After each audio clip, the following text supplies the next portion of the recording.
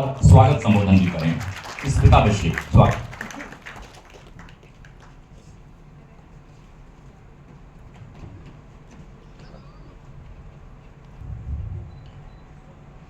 आज के इस ऐतिहासिक दिन में मैं सबसे पहले अपनी माँ की आत्मिक उपस्थिति को प्रणाम करते हुए मैं पिताजी की आज के दिन तक की जो यात्रा है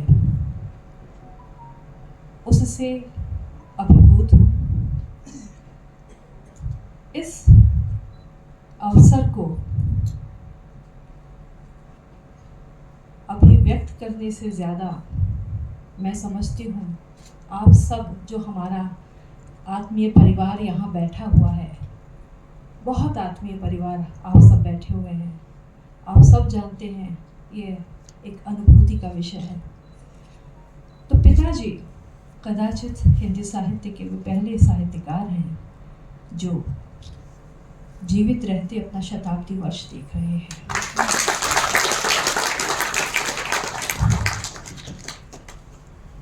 पिछले वर्ष इसी द्वारका में भाई के घर हमने ये कार्यक्रम किया था जब 100वें वर्ष में वे प्रवेश किए थे।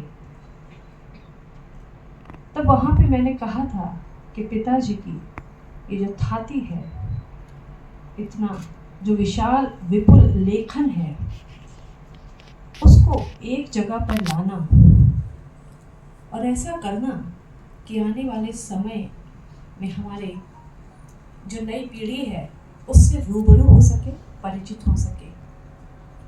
इसके लिए वेबसाइट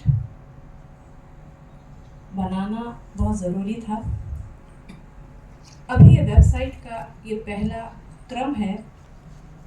इस वेबसाइट के बनने से पहले हमने वहाँ पे घोषणा की थी 1 साल पहले कि रामदर्श मिश्र न्यास यानी ट्रस्ट की स्थापना का मैं प्रयास करूँगी, और लगभग 5-6 महीने बाद हमने ये ट्रस्ट बना दिया था।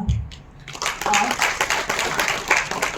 उस ट्रस्ट के अंतर्गत कई योजनाएं हमने प्रारूप बनाए, जिसमें जाहिर सी बात है एक पहली योजना वेबसाइट की निर्मित थी। वेबसाइट अभी बन रही है और पहले चरण में है, क्योंकि पिताजी ने नाटक छोड़ करके हर विधा में लिखा है। तो उस हर विधा की रचना को वेबसाइट पर सॉफ्ट कॉपी में डॉक्यूमेंटेड करना, परिचय देना एक बहुत बड़ी टीम की रिक्वायरमेंट होती है। हमारे पास बड़ी तो नहीं, लेकिन छोटी और इफ़ेक्टिव मेरे अपने विद्यार्थियों और साथियों की टीम रही, जिसके द्वारा हमने इस वेबसाइट की परिकल्पना की, जिसमें प्रमुख रचनाओं में एक पहला उनका संग्रह, कविता संग्रह, पथ के गीत, पानी के प्राचीर, खाली घर, यानी जो मुख्य 3 विधाएं हैं, कविता, कहानी और उपन्यास, उनका परिचय है।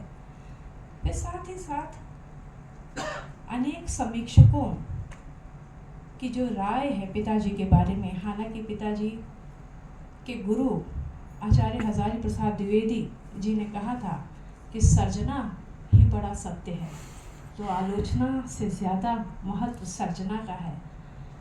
लेकिन आलोचक जो कुछ लिखा उसको हमने यहाँ पर दिखाने का प्रयास किया। वीडियोस, फिल्म्स जो हमें मिलती जा रही हैं उसे हम त्यों अपलोड करते जा रहे हैं। साथ ही साथ मुझे यह भी कहना है, मैं खुशी होती है कि इस ट्रस्ट के साथ साथ हमने एक पुस्तकालय की परिकल्पना भी की है, लाइब्रेरी की परिकल्पना भी की है।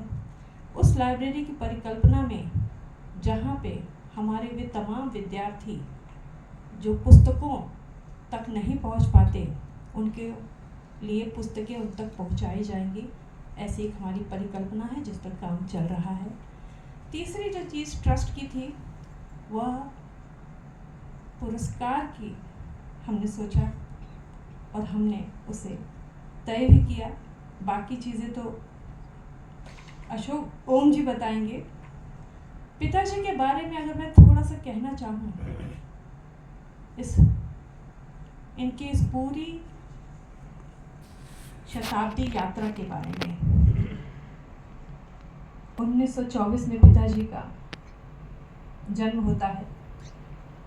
तो शताब्दी के यात्री मेरे पिता पराधीन भारत से स्वाधीन भारत तक की उनकी यात्रा है, 21वीं सदी तक की यात्रा है। यानी जिस समय टेलीविज़न का आविष्कार हो रहा है वहाँ से लेकर हाइपर टेक्स्ट तक की यात्रा उनकी आंखों से गुजरी है। 1924 में पिताजी जब पैदा होते हैं, आप जान के आपको हैरानी होगी कि किंग जॉर्ज पंचम के स्वागत के लिए गेटवे ऑफ इंडिया मुंबई में बनाया जा रहा है। हिंदुस्तान टाइम्स शुरू होता है और प्रेमचंद रंगभूमि लिख रहे होते हैं। तो एक ऐसे समय में पिताजी का जन्म होता है। इस दशक में, अच्छा इसमें एक और खूबसूरत बात कि इसके अगले वर्ष ही राष्ट्रीय स्वयंसेवक संघ और भारतीय कम्युनिस्ट पार्टी दोनों एक साथ गठित होती हैं। यह भी एक पूरे राष्ट्रीय और राजनीतिक परिदृश्य को समझने के लिए इतनी इम्पोर्टेंट बात है। 31 से जो 40 का जो समय है, चंद्रशेखर आज़ाद पुलिस मुठभेड़ में शहीद होते हैं, भगत सिंह, राजगुरु सुखदेव को फांसी हो रही है, चरखे को तिरंगे के बीच में रखा जा रहा है, भारतीय वायुसेना का गठन हो रहा है, कमलेश्वर जी पैदा हो रहे हैं, मधुबाला, मीना कुमारी, महमूद, ये सब दुनिया में आते हैं। और पिताजी 7 से 17 साल की उम्र के दशक में पिता प्रारंभिक मिडिल और उर्दू मिडिल की विशेष योग्यता पढ़ रहे हैं। कविता लेखन में यात्रा प्रारंभ हो जाती है और पहली कविता सरयू पारिण पत्रिका में चांद नामक कविता आपकी छपती है जब वे 16 वर्ष के होते हैं। 1941 में आज़ादी तक का ही कुछ समय ले रही हूँ, बाद में आपको अंदाज़ा है। 1941 से 1950 का जो समय है वह विशद समय है। भारत छोड़ो आंदोलन शुरू होता है, हिरोशिमा नागासाकी पर परमाणु हमला होता है, संयुक्त राष्ट्र की स्थापना हो रही है, विश्व बैंक की स्थापना हो रही है, महात्मा गांधी जी की हत्या हो रही है, संविधान का अभिग्रहण हो रहा है, हिंदी राजभाषा बन रही है, भारत का संविधान लागू हो रहा है। और ऐसे समय में पिताजी विशारद पास करते हैं, साहित्य रत्न, अंग्रेजी योग्यता, मैट्रिक, इंटर पास करते हुए BHU से BA पास करते हैं। 5 जुलाई 1948 में हमारी माँ के साथ उनका विवाह होता है, जिसकी 75वीं सालगिरह हमने माँ के जाने से पहले गत वर्ष मनाई थी। 1951 से 60 का जो समय है, प्रथम पंचवर्षीय योजना आ रही है, पहले एशियाई खेल हो रहे हैं, तेनजिंग नोर्गे और हिलेरी माउंट एवरेस्ट पर चढ़ रहे हैं, भारतीय स्टेट बैंक शुरू हो रहा है जिसमें हमारे भाई काम करते रहे, कश्मीर भारत में विलय होता है, इसरो की स्थापना, दलाई लामा भारत में आते हैं, गोवा की मुक्ति होती है, गुजरात नया राज्य बनता है। और ऐसे में पिताजी का पहला काव्य संग्रह पथ के गीत प्रकाशित होता है 1951 में। हिंदी आलोचना की प्रवृत्तियां, आधार भूमि पर शोध कार्य पापा का शुरू होता है। पहली नियुक्ति इस समय वो बड़ौदा में जाते हैं, सयाजी राव विश्वविद्यालय में। बड़े भाई हेमंत मिश्र, बड़ी बहन डॉक्टर अंजलि तिवारी और मझले भाई शशांक मिश्र जी का जन्म होता है। इसी समय Saint Xavier College, Garda College Gujarat में अध्यापन होता है। 1961 से 1970 के समय जब महारानी एलिजाबेथ का भारत आगमन हो रहा है, भारत चीन युद्ध हो रहा है, कैनेडी की हत्या हो रही है, नेहरू जी का देहांत हो रहा है, लाल बहादुर शास्त्री प्रधानमंत्री बनते हैं और जाते हैं, भारत पाक युद्ध होता है, हरित क्रांति, नील आर्मस्ट्रॉन्ग चांद पर पहुंचते हैं, बैंकों का राष्ट्रीयकरण होता है। ऐसे समय में पिताजी का पहला उपन्यास पानी के प्राचीर 1961 में आता है। साहित्य संदर्भ मूल्य समीक्षा पुस्तक आती है, बेरंग बेनाम चिट्ठियाँ कविता संग्रह आता है। और 1964 में पिताजी दिल्ली आते हैं जब वे सेंट जेवियर कॉलेज अहमदाबाद से निकाले जाते हैं। तब वह डॉक्टर नगेंद्र दिल्ली विश्वविद्यालय में उन्हें PGDAV कॉलेज में नियुक्त करते हैं। और इस समय तीसरे पुत्र यानी विवेक मिश्र जो इस समय बम्बई में है, शूटिंग के सिलसिले में है और वो आ नहीं पाए, और मैं पैदा होते हैं। प्रथम कहानी संग्रह खाली घर आता है, पक गई धूप कविता संग्रह, हिंदी कविता 3 दशक, बालकृष्ण शर्मा नवीन, समीक्षात्मक पुस्तकें, जल टूटता हुआ, बीच का समय और उपन्यास प्रकाशित होते हैं। 71 से 80 के बीच में बांग्लादेश आज़ाद होता है, पाकिस्तान से शिमला समझौता, चिपको आंदोलन, परमाणु परीक्षण, आपातकाल, प्रथम उपग्रह आर्यभट्ट प्रक्षेपण, जनता पार्टी सत्ता में, मंडल कमीशन, हजारी प्रसाद द्विवेदी, गुरुवर हजारी प्रसाद द्विवेदी का निधन, भारतीय जनता पार्टी का गठन। ऐसे समय में 71 से 80 में पिताजी दिल्ली विश्वविद्यालय में रीडर बनते हैं। सूखता हुआ तालाब, अपने लोग, रात का सफर, आकाश की छत उपन्यास आते हैं। एक वह दिनचर्या कहानी संग्रह, हिंदी कहानी अंतरंग पहचान समीक्षा, कंधे पर सूरज कविता संग्रह, छायावाद का रचना लोक आते हैं। और इसी समय उत्तम नगर में अपने साथियों से थोड़ा थोड़ा पैसा लेकर के एक ज़मीन खरीदी जाती है, जिसमें तमाम विश्वविद्यालय के साथियों से पैसा लिया जाता है और उस ज़मीन पर एक एक कमरा, 2-2 कमरा करके उत्तम नगर में घर बनना शुरू होता है। इसीलिए तो घर धीरे धीरे ही बना है।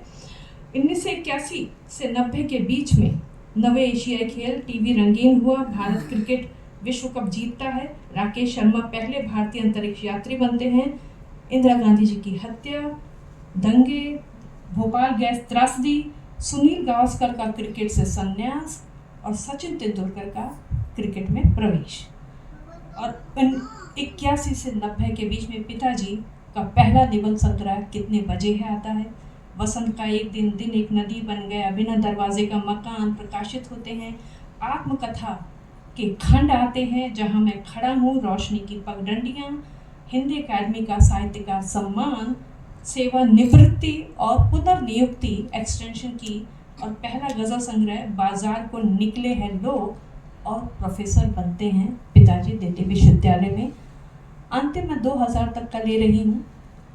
खाड़ी युद्ध 91 से 2000, राजीव गांधी जी की हत्या, पहला निजी सैटेलाइट चैनल जी टीवी शुरू, इंटरनेट सेवा, मोबाइल शुरू, बम्बई मुंबई बनता है, 13 दिन की वाजपेयी सरकार बनती है और गिरती है, भारत WTO में शामिल होता है, एलिजाबेथ द्वितीय की भारत यात्रा, पोखरण परीक्षण, दिल्ली लाहौर पहली बस सेवा शुरू होती है, इंडियन IT एक्ट आता है। और इस समय पिताजी का चौथा खंड आत्मकथा का उत्तर पथ प्रकाशित होता है।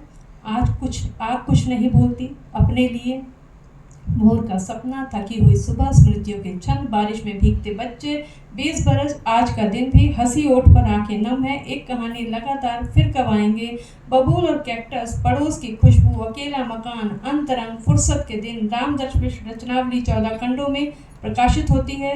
उत्तर प्रदेश साहित्य भूषण सम्मान 2001 में, शलाका सम्मान हिंदी अकादमी का, और उसके बाद पिताजी का 21वीं सदी में प्रवेश। तो मैंने ये थोड़ी वानगी दी है, जिसे मैं पूरा 2024 तक की मेरे पास है, लेकिन मैंने एक वानगी दी है कि सदी का यात्री होने का वास्तविक अर्थ क्या है, यानी आज़ाद भारत को कैसे बनते हुए देखा है, 21वीं सदी में जाते हुए देखा है। तो मैं समझती हूँ कि इस समय के हम सब साक्षी हैं, और आने वाले समयों को हम ये बारंबार बताएंगे कि हम भी उस दिन उपस्थित थे इंद्रप्रस्थ विश्वविद्यालय के इस प्रांगण में, जब मिश्र जी यहाँ पर अपने कदमों से चल करके आए थे, स्टेज पर खुद चढ़े थे, और इसके बाद